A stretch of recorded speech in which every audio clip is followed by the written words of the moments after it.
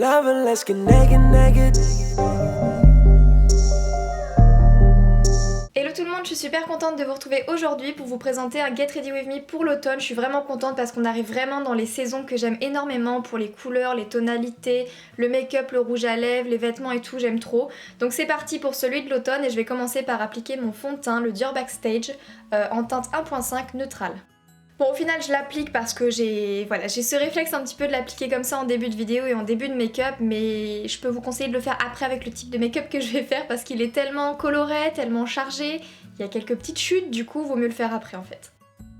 Pour ce genre de make-up assez intense, j'aime bien appliquer une base assez claire, donc j'avais pas de paint pot blanc ou plus blanc que celui-ci, du coup j'ai utilisé un petit stick de chez Fenty Beauty.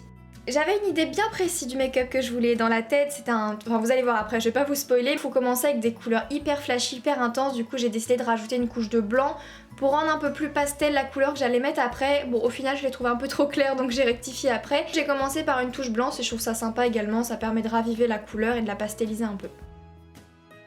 Voilà le fameux rose que je mets juste après. Au final, je le trouve un peu trop clair, un peu trop rose. Et cette tonalité ne me plaisait pas spécialement, mais ça a fait une super belle base pour le make-up d'après. Donc j'étais bien contente d'avoir fait ça. Au moins ça vous permet de commencer pour un truc assez flash, assez coloré. Et c'est ce que je voulais. Ensuite je viens prendre l'orange le plus pigmenté et le plus intense de ma collection. Donc c'est de la palette Desert Dusk d'Huda Beauty. Je viens vraiment l'appliquer avec un pinceau un peu boule ou un peu fluffy parce que c'est vraiment un truc pas très précis. C'est un truc un peu estompé, un peu charbonneux. Il faut vraiment y aller, il faut vraiment que ce soit super intense. Je l'applique sur le creux de l'œil mais je remonte aussi également pas mal et je viens vraiment pas me stopper au coin interne et au coin externe. Je viens vraiment étirer que ce soit bien à l'avant, bien à l'arrière pour donner un esprit un petit peu cat eyes, un peu de chat. Et j'aime beaucoup ce nuance entre ces deux couleurs. Pour donner encore cet esprit un peu allongé, de la paupière allongée, je viens prendre un pinceau un petit peu plus précis, je viens tracer comme un petit triangle sur le côté, comme ça vraiment pour allonger le regard et on va flouter par la suite, ne vous inquiétez pas. Mais ça fait vraiment une forme d'œil super jolie et c'est ce qui vous permet de voir un peu plus le make-up parce que si vous vous limitez à la paupière, et ben les yeux bien ouverts, on verra un petit peu moins les couleurs. J'en rajoute également sur toute la paupière mobile, ça donne vraiment une couleur un peu coucher de soleil et tout, vous allez voir j'ai rajouté une autre couleur après, c'est vraiment effet coucher de soleil, j'aime trop. Ensuite je viens estomper les bords, c'est vraiment là le plus important, faut flouter, surtout qu'on va remettre une couche, on va estomper, on va remettre une couche, on va estomper, c'est vraiment super important de flouter, de pas donner un esprit cocarde orange parce que là ça sera un peu bizarre, ça fera effet malade, ce sera pas beau du tout. Et alors ce que j'ai adoré faire, que je voulais faire depuis un petit moment, c'était de rajouter du jaune au niveau du creux de la paupière, enfin vraiment en dernière couleur juste avant le sourcil, du coup j'ai pris celui-ci de la Subculture d'Anastasia et je trouve le rendu super joli, même si ça reste subtil, c'est nuancé, on voit pas énormément le jaune mais ça donne vraiment un dégradé de couleur comme un petit tie and dye, comme un coucher de soleil, je trouve ça super joli et ça finit un petit peu le look vers le haut du moins. Ça fait une belle transition donc j'aime beaucoup. Comme le rose c'est un petit peu estompé, j'en remets, mais comme je vous ai dit tout à l'heure, le rose je sais pas, il me satisfaisait pas totalement. J'ai décidé de prendre la Moderne Renaissance, c'est une palette magnifique pour tout ce qui est rose, un petit peu mauve, un petit peu fuchsia, du coin interne jusqu'au coin externe, et là le rose va beaucoup plus me plaire, je trouve ça plus joli, il est peut-être plus intense, un peu moins rose orangé bébé, peut-être un peu plus fuchsia, donc je l'aime beaucoup. Je viens prendre des pigments de chez NYX, alors attention, je vois souvent aussi beaucoup d'erreurs, il faut vraiment mettre un produit pour coller un peu le pigment, pour que ça accroche mieux, parce que sinon ok sur la paupière ça peut faire joli même si vous l'humidifiez, mais le problème c'est que ça va tomber hyper vite et ça va pas tenir longtemps. Toujours avec le fard de la Moderne Renaissance, je refais un petit peu la forme du cat eyes avec le triangle sur le côté parce que ça s'estompe aussi pas mal.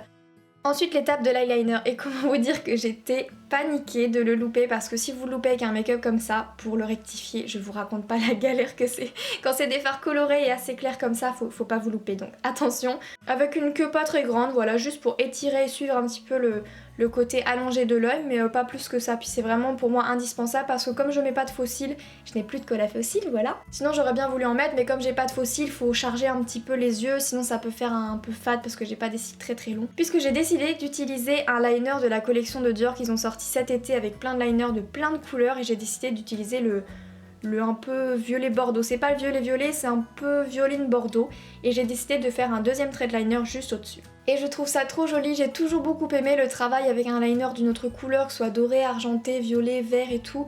Et j'ai toujours voulu faire quelque chose et je pense que dans une de mes prochaines vidéos, je vous ferai un truc assez particulier. Enfin vous allez voir, je suis vraiment super excitée d'utiliser toutes ces couleurs que j'ai laissées un peu de côté en attendant l'automne.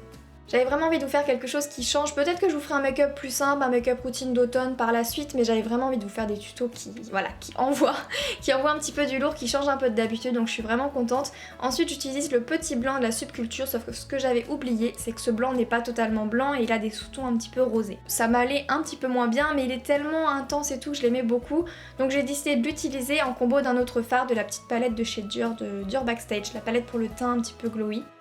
J'ai vraiment mis le paquet sur le mascara pour essayer de rattraper un peu, parce que j'ai pas des cils très longs, même si au final je trouve ça très joli, c'est peut-être un peu plus portable d'ailleurs qu'avec des faux cils, mais j'aurais bien voulu.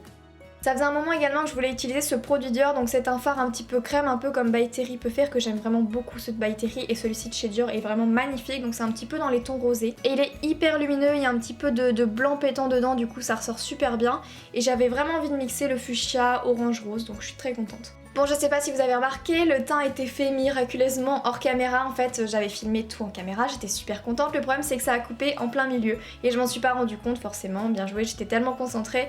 Mais c'est pas grave parce que j'ai utilisé tout le temps les mêmes produits que d'habitude, donc au moins vous connaissez, ça ne vous change pas. Alors que dans une de mes prochaines vidéos, là je vais changer vraiment pas mal, quasiment toute ma routine teint. Donc j'ai hâte de vous montrer tout ça, et puis là c'est pas une grande perte. Donc on se retrouve au ras de cils inférieur et je reprends le orange de la Desert Dust Palette d'Huda Beauty et j'en mets vraiment généreusement du coin interne jusqu'au coin externe. Mais je vais vraiment essayer de dépasser au-dessus du liner comme on peut le voir maintenant pour essayer de prolonger un petit peu la couleur.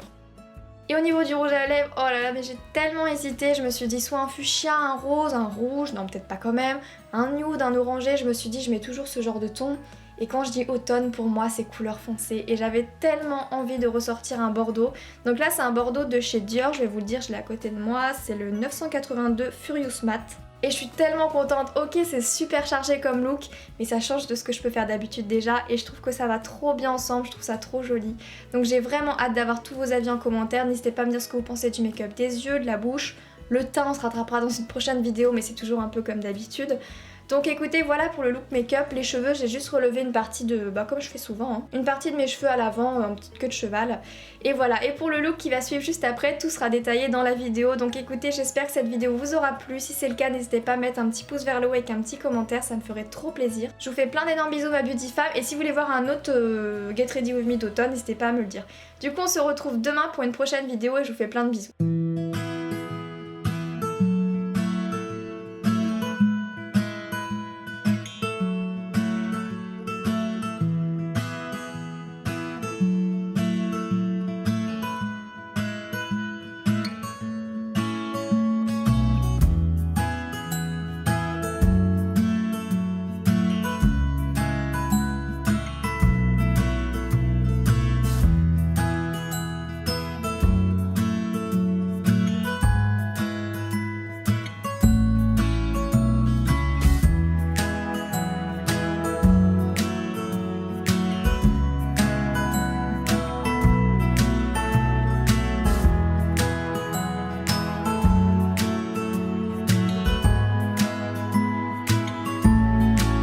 Et n'oubliez pas, on se retrouve demain comme tous les dimanches pour une prochaine vidéo. Donc voilà, je vous dis à demain et je vous fais plein de bisous.